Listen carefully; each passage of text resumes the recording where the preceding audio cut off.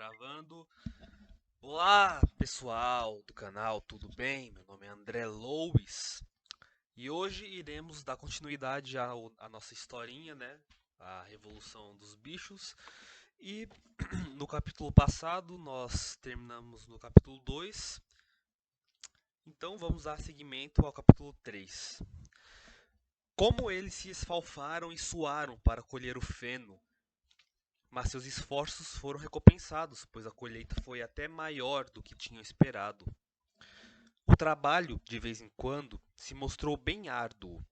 Os implementos agrícolas tinham sido projetados para seres humanos e não para animais. Assim, apesar dos esforços, nenhum animal foi capaz de usar ferramentas que exigissem ficar apoiado só nas patas traseiras.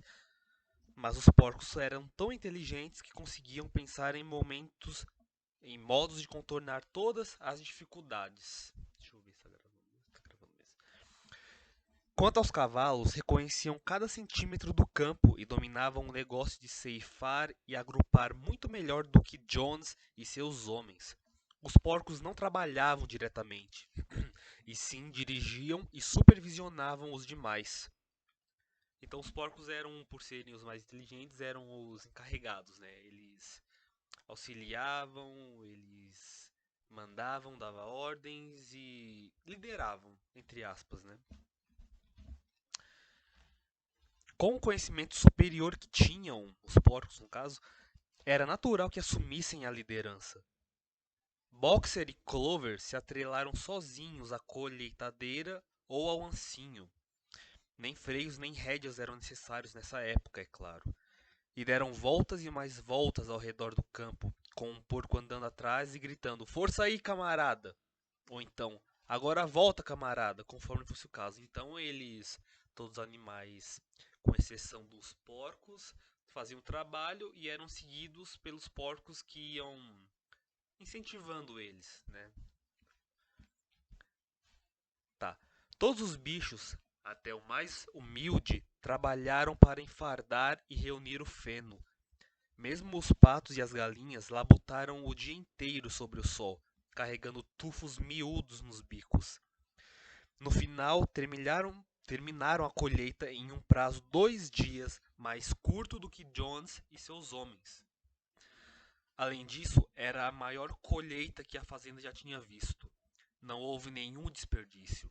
As galinhas e os patos, com seus olhos afiados, haviam recolhido até o último gravetinho, e nenhum animal roubou nem mesmo uma bocada. Durante todo o verão, o trabalho na fazenda funcionou como um relógio. Os animais eram felizes como jamais tinham imaginado ser. Cada punhado de comida dava um prazer imenso, agora que aquilo era verdadeiramente a comida deles, produzida por e para eles mesmos, não distribuída de modo mesquinho por um dono relutante. Com os seres humanos inúteis e parasitas fora do caminho, sobrava mais comida para cada um. E havia mais lazer também, mesmo sendo os animais tão inexperientes. Eles enfrentaram muitos obstáculos. Mais tarde naquele ano, por exemplo, quando chegou o momento de colher o milho, precisaram pisotear a moda antiga e soprar a casca, uma vez que a fazenda não possuía máquina de debulhar. Mas os porcos, com a sua inteligência, e Boxer, que era o cavalo, com seus músculos tremendos, sempre conseguiam resolver problemas. Ai, desculpe. Pera aí, deixa eu dar uma pausinha aqui. O computador está descarregando. Desculpem por isso. Pronto. Ok. Onde eu parei? Tá. E Boxer, com seus músculos tremendos, sempre conseguiam resolver problemas. Todos admiravam Boxer, já que trabalhava duro mesmo nos tempos de Jones, mas agora era como 3 cavalos em um. Havia dias em que todo o trabalho da fazenda parecia depender de seus poderosos ombros. Desde cedo até a noite, ele empurrava e puxava, sempre no lugar onde o trabalho era mais árduo. Tinha feito um acordo com um dos galos para que o chamasse todas as manhãs, meia hora antes dos demais, e realizava algum serviço voluntário onde quer que lhe parecesse mais necessário, antes que o dia normal de trabalho começasse. Então ele entrava, posso dizer que ele entrava no serviço antes do horário, meia hora antes do horário. Era um funcionário exemplar, não é mesmo? Tá. Para todos os problemas, todos os reveses, sua resposta era: vou trabalhar mais ainda. Era isso que ele respondia sempre que tinha algum problema ou algum contratempo. O que ele adotou como lema pessoal. Mas todos trabalhavam conforme sua capacidade. As galinhas e os patos, por exemplo, salvaram 5 baldes de milho ao juntar os grãos espalhados. Ninguém roubava, ninguém resmungava a respeito da ração. As brigas e mordidas e o ciúme, eventos cotidianos nos velhos tempos, tinham quase sumido. Ninguém se esquivava, ou quase ninguém. Molly, verdade seja dita, não era muito boa em acordar cedo e costumava abandonar o trabalho antes da hora, alegando ter uma pedra entalada no casco. E o comportamento da gata era um tanto peculiar. Logo se percebeu que sempre que havia trabalho a ser feito, ela nunca podia ser encontrada. É aquele funcionário que na hora do trampo, sei lá, se esconde no banheiro para fugir do trampo. Desaparecia por longas horas e reaparecia na hora das refeições ou no fim do dia, quando o trabalho estava terminado, como se nada tivesse acontecido. Mas sempre apresentava desculpas excelentes e ronronava com tanto afeto que era impossível não acreditar em suas boas intenções. O velho Benjamin, o burro, parecia não ter mudado nada desde a Revolução. É engraçado que eles colocam revolução em maiúsculo aqui, interessante. Realizava o trabalho do mesmo modo lento e obstinado da época de Jones, nunca se esquivando, mas também nunca se oferecendo para uma tarefa extra. Ok, então ele aceitava o trabalho, mas nunca ia atrás de mais trabalho. Ele fazia o só feijão com arroz e tá bom. Sobre a revolução e suas consequências, ele não manifestava opinião. Quando lhe perguntavam se não era mais feliz agora que Jones tinha ido embora, ele apenas dizia: burros vivem bastante. Nenhum de vocês jamais viu um burro morto. E os outros precisavam se dar por satisfeitos com aquela resposta cifrada. Aos domingos não se trabalhava. O café da manhã era 1 hora mais tarde do que o habitual. E depois dele ocorria uma cerimônia que era respeitada todas as semanas, sem falha. Então, aos domingos ninguém trabalhava, o café era mais tarde, né? Acredito que para eles dormirem mais. E depois do café acontecia uma cerimônia, que era essa. Primeiro hasteava-se a bandeira. Snowball tinha encontrado na sala dos arreios uma velha toalha de mesa da senhora Jones, de tecido verde, e nela pintado de branco um casco e um chifre. Um casco e um chifre.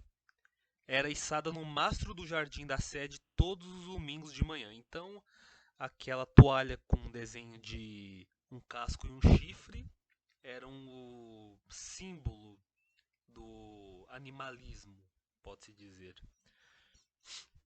Era içada no mastro do jardim da sede todos os domingos de manhã. A bandeira era verde.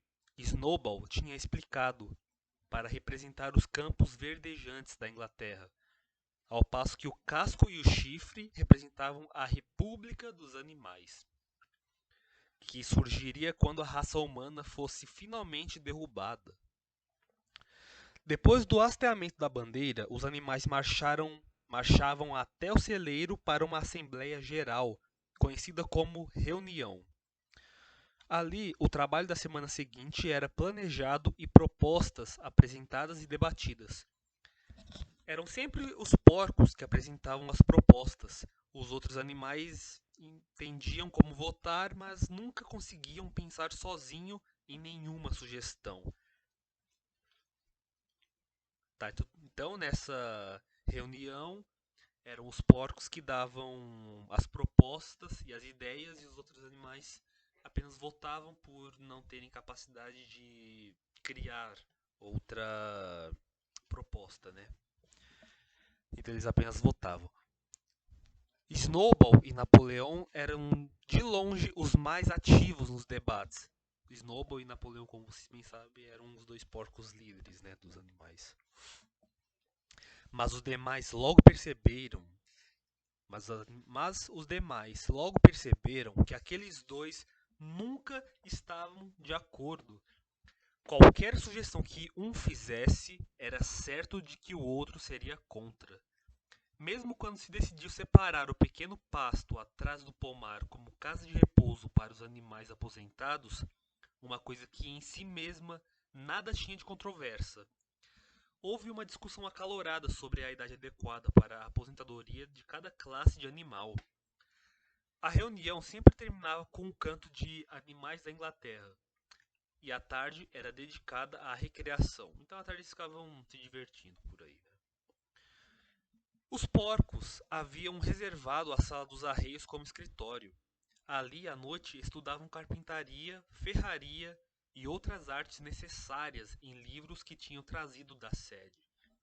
Snowball também se ocupou de organizar os outros bichos no que ele chamou de comitês animais. Era infatigável nessa função. Formou o comitê de produção de ovos para as galinhas, a Liga das Caudas Limpas para as vacas, o Comitê de Reeducação dos Camaradas Silvestres, cujo objetivo era domesticar ratos e coelhos, o Movimento da Lã Mais Branca para as ovelhas e diversos outros, além de instituir aulas de leitura e escrita. No geral, esses projetos foram um fracasso. A tentativa de domesticar as criaturas silvestres, por exemplo, falhou quase de imediato. Elas continuaram a se comportar como antes e, quando tratadas com generosidade, simplesmente tiravam vantagem disso. A gata se juntou ao comitê de reeducação e foi muito ativa por alguns dias. Foi vista, em certa ocasião, sentada em um telhado, conversando com pardais um pouco além de seu alcance. Dizia a ele que todos os animais eram camaradas agora e que qualquer pardal que assim quisesse poderia se aproximar e subir em sua pata, mas os pardais mantinham distância. As aulas de leitura e escrita, por outro lado, foram um sucesso estrondoso. No outono, quase todos os animais da fazenda estavam alfabetizados em algum grau. Quanto aos porcos, já sabiam ler e escrever perfeitamente. Os cachorros aprenderam a ler bastante bem, mas não estavam interessados em ler nada além dos 7 mandamentos. Muriel, a cabra, conseguia ler um pouco melhor do que os cachorros e às vezes à noite lia para os outros alguns fragmentos de jornais encontrados na pilha de lixo. Benjamin conseguia ler tão bem quanto qualquer porco, mas nunca praticava essa habilidade. Até onde ele sabia, costumava dizer: não havia nada que valesse a pena ser lido. Clover aprendeu o alfabeto inteiro, mas não conseguia formar palavras. Boxer não conseguiu ir além da letra D.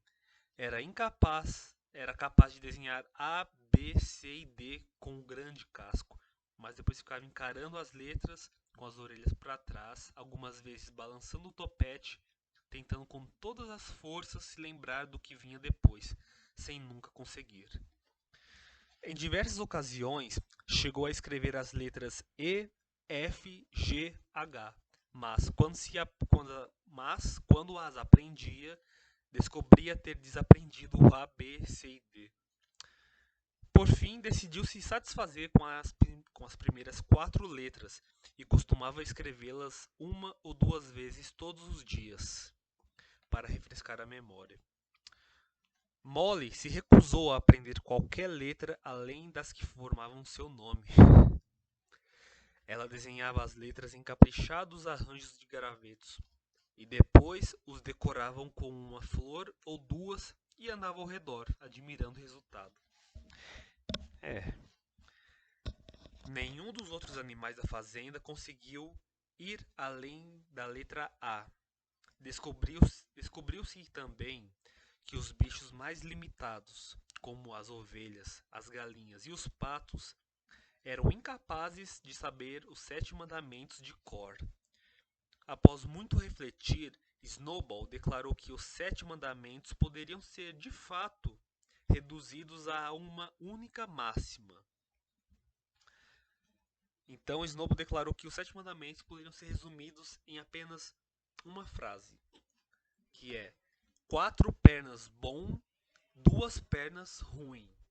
Então ele resumiu os 7 mandamentos nisso. Isso, ele disse, continha o princípio essencial do animalismo. Qualquer um que compreendesse totalmente aquela frase estaria a salvo de influências humanas. Os pássaros no começo protestaram, pois parecia-lhes que também tinham 2 pernas, mas Snowball provou que eles não eram assim. É porque de fato um pássaro tem 2 pernas, né? 2 patas e asas, né? Mas Snowball provou que não era esse o caso. A asa de uma ave, camaradas, é um órgão de propulsão, ele disse, e não de manipulação. Então a asa, ele queria dizer que a asa da ave é algo feito apenas para voar, e não para manipular nada, não é algo para tatear, ok? Portanto, deve ser considerada uma perna. A marca distinta do homem é a mão. É a mão, o instrumento com o qual ele executa todas as suas maldades.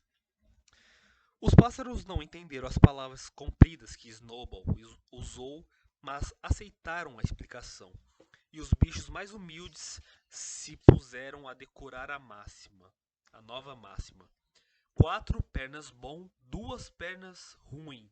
Foi escrito na parede dos fundos do celeiro, acima dos 7 mandamentos e em letras maiores, ou seja, então tinha os 7 mandamentos, certo? A priori, né? E eles colocaram 4 pernas bom, 2 pernas ruim, escrito em letras maiores, em cima, como se fosse o título dos mandamentos, ok? Ficou fácil de visualizar.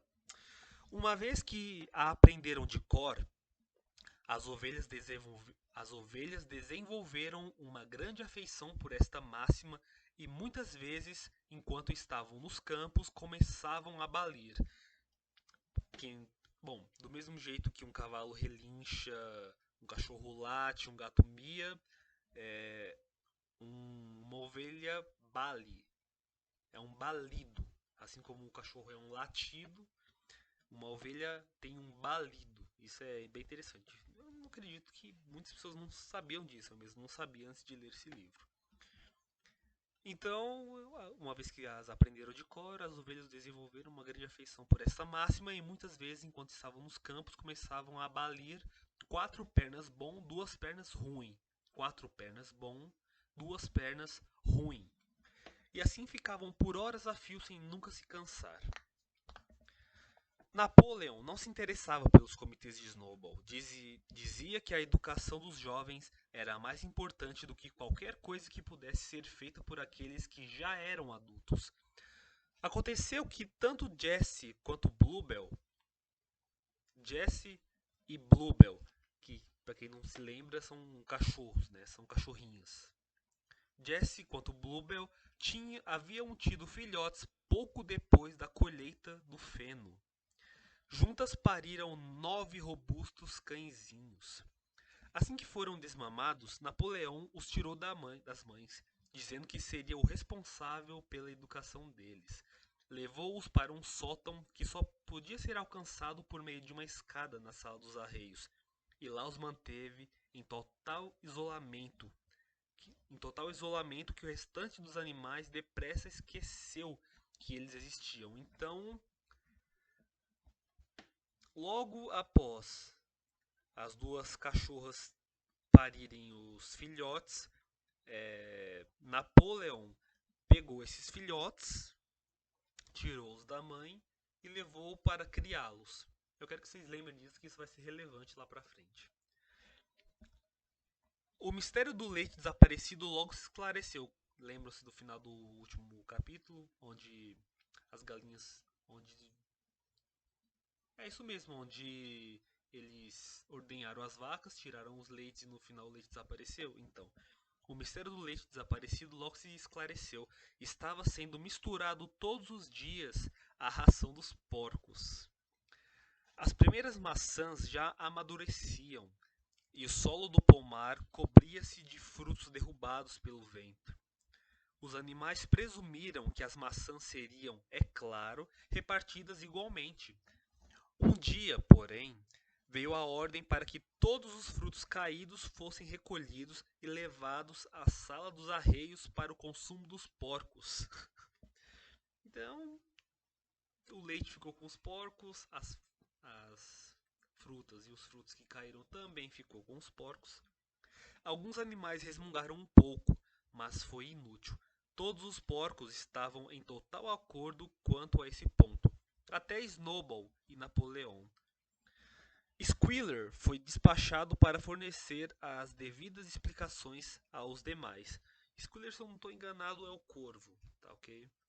Camaradas, ele gritou, vocês não pensam, espero, que nós, porcos, estamos fazendo isso em um espírito de egoísmo e privilégio. Muitos de nós nem gostam de leite de maçã, eu mesmo não gosto. Nosso único objetivo ao pegar esses itens é preservar a nossa saúde. Leite e maçã, e isso foi provado pela ciência, camaradas, contém substâncias absolutamente necessárias ao bem-estar de um porco. Nós, porcos, somos trabalhadores mentais. Todo o gerenciamento e a organização desta fazenda dependem de nós. Dia e noite nós cuidamos do seu bem-estar. É por vocês que tomamos aquele leite e comemos aquelas maçãs. Vocês conseguem imaginar o que aconteceria se falhássemos em nosso dever? Jones iria voltar. Sim, Jones iria voltar. Com certeza, camaradas, Squealer gritou, quase implorando, saltitando de um lado para outro e agitando o rabicó. Então Squealer não era o corvo, é outro porco, no caso, né? O porco da propaganda, posso dizer, né? O do marketing, né? Dos outros porcos. Com certeza não há ninguém entre vocês que queira ver o Jones de volta. Bem, se havia uma coisa da qual todos os animais estavam completamente seguros, era que não queriam a volta de Jones. Quando as coisas foram mostradas sob esse ângulo, eles nada mais tiveram a dizer. A importância de manter os porcos com boa saúde era por demais óbvia. Dessa forma ficou acordado, sem mais discussões, que o leite e as maçãs caídas, e também a safra principal de maçãs quando elas amadurecessem, deveriam ser reservados apenas para os porcos. E assim termina o capítulo 3 de Revolução dos Bichos. Historinha. Eu gosto porque é uma história que. É um livro bem curtinho, tem acho que. Tem 90 páginas, então quando eu li em uns 3 dias, né? Porque eu li bem pouquinho. É um livro bem fácil e simples de ler, qualquer um consegue acompanhar e entender o que acontece, então eu recomendo a todos que leiam. Bom, eu espero que tenham gostado, né, desse capítulo e a gente se vê no próximo capítulo, ok? Obrigado pela atenção.